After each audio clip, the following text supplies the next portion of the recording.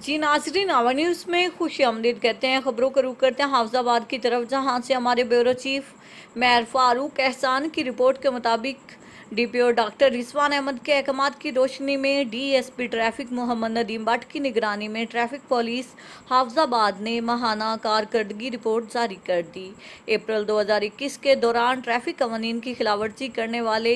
5,687 گاڑیوں کے خلاف چالان کیے گئے اور تقریباً 28,27,200 روپے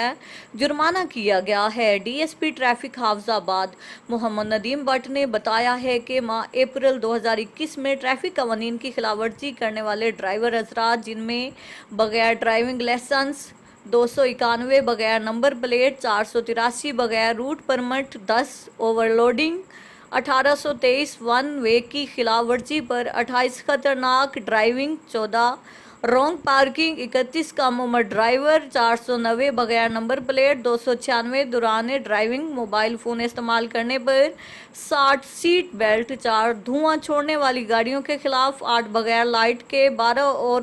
کالے شیشے والی گاڑیوں کے خلاف کارروائی کرتے ہوئے 6 چالان کیے گئے اور ماہ اپریل 2021 میں ٹوٹل جرمانہ 28,27,200 روپے کیا گیا۔ اسی طرح خطرناک ڈرائیونگ کرنے والوں کے خلاف کارروائی کرتے ہوئے 4 ڈرائیور کے خلاف ایف آئی آر اور 10 روٹ پرمٹ اور 16 ڈرائیونگ لائسنس کینسل کیے گئے۔